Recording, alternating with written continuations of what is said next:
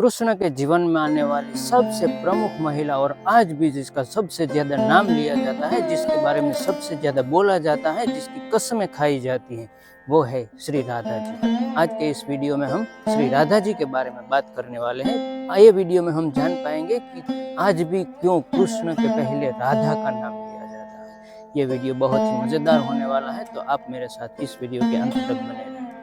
Hello दोस्तों, मैं हूँ राजेश आहिर और आप मुझे राजेश आहिर 369 चैनल पर देख रहे हैं। मेरा हर एक वीडियो भगवान श्री कृष्ण के जीवन प्रसंग पर आधारित होता है और ऐसे वीडियो पाने के लिए आप मेरे इस चैनल को सब्सक्राइब कर सकते हैं, अपने दोस्तों के साथ शेयर कर सकते हैं और हाँ, वीडियो अच्छा लगे तो लाइक और कमेंट जरूर करिए। दोस्तों, भगवान श्री कृष्ण के जीवन में आने वाली पहली 3 महिलाओं के बारे में हमने जाना। भगवान श्री कृष्ण जब छोटे थे तभी उसकी मुलाकात राधा जी से होती।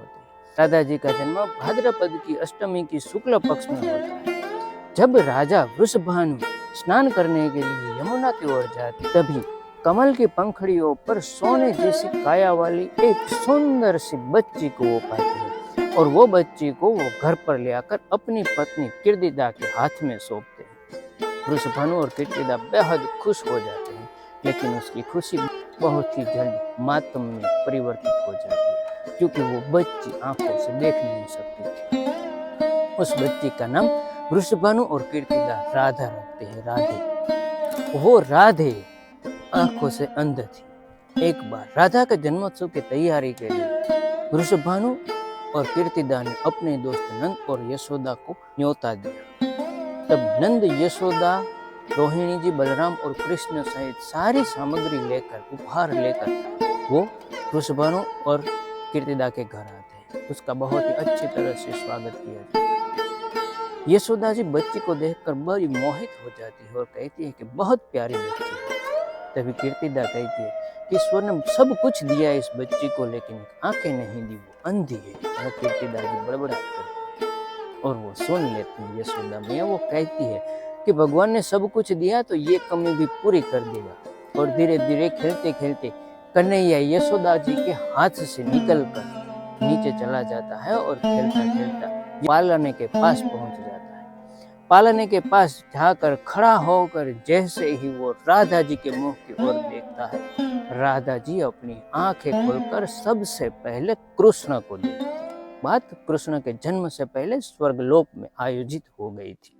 कृष्ण जी पृथ्वी पर मानव के रूप में अवतार लेने की तैयारियां कर रहे थे, तब उसने राधा जी को पृथ्वी पर भेजा था, लेकिन राधा जी उसे मना कर दी। मैं पृथ्वी पर जाऊंगी तो सबसे पहले श्री कृष्ण को देखूंगी, इसलिए वो आना नहीं चाहती थी। लेकिन भगवान विष्णु की मर्जी से वो पृथ्वी पर जन्म लेती हैं, लेकिन आंखें बंद रहती है, वो अंध होकर रहती है। जब आंखें खुली तो उसने कृष्ण को पाया। राधा जी पहली बार कृष्ण को देखती है और कृष्ण के जीवन में आने वाली चौथी महिला बन जाती है। जब तक कन्हैया गोकुल में रहे, वृंदावन में रहे, रास लीलाएं की, तब तक उसका नाम राधा जी के नाम के साथ जोड़कर लिया जाता था। सारे महारासों का आयोजन राधा जी ही करती थी। राधा जी बहुत ही तेज थी, बहुत ही स्वरूपवान थी और कन्हैया से उम्र में भी बड़ी थी।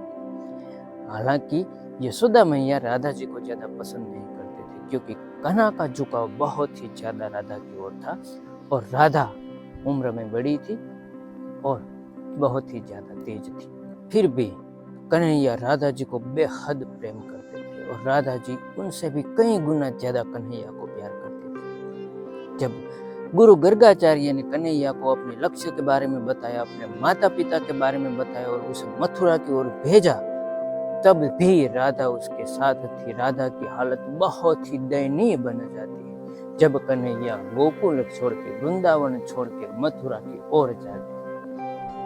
आखिरी रात जब कन्हैया वृंदावन छोड़कर मथुरा जाने वाले होते हैं, तब एक बहुत ही बड़ा भव्य महारास होता है और उस महारास में राधा जी इतना बेसुध होकर रास करती है कि कन्हैया उसकी सारी मनोदशा माप लेते हैं। राधा जी की ऐसी हालत देखकर कन्हैया इतने भावुक हो जाते हैं कि वो अपने हाथ में रही बंसी को सदा के लिए छोड़ देते हैं। गोकुल छोड़ने के बाद कभी भी कन्हैया बांसुरी नहीं बजाते थे और फिर बांसुरी बजाने का काम राधा जी करती थी। राधा जी ने एक सुंदर सा मोरपिंच लाकर कृष्ण के सर पर लगा दिया था, जो उसके मुकुट में आजीवन उसके साथ रहा था।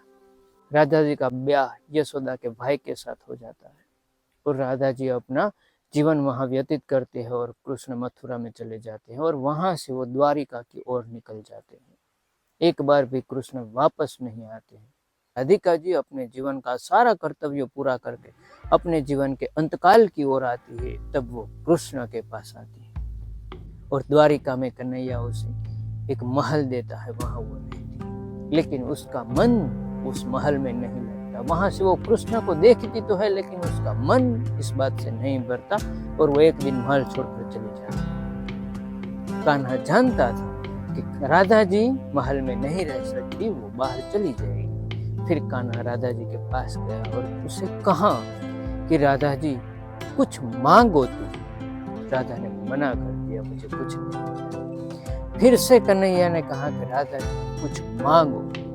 कन्हैया का ये आग्रह देखकर राधा जी कृष्ण से सिर्फ इतना मांगती है, क्या सिर्फ, हे कन्हैया, मैं तुम्हें बंसी बजाता देखना चाहती हूँ और तुम तेरी बंसी की आवाज को सुनना चाहती। कन्हैया अपनी बांसुरी लेता है और ऐसी मधुर धुन छेड़ता है। दिन रात कान्हा बांसुरी बजाता रहता है और एक दिन राधा जी प्राण त्याग देती है। कृष्ण इतने भाव विभोर हो जाते हैं, इतने दुखी हो जाते हैं कि वो अपने हाथ में रही बांसुरी को जमीन पर पटका कर उसे 2 टुकड़ों में विभाजित कर दिया।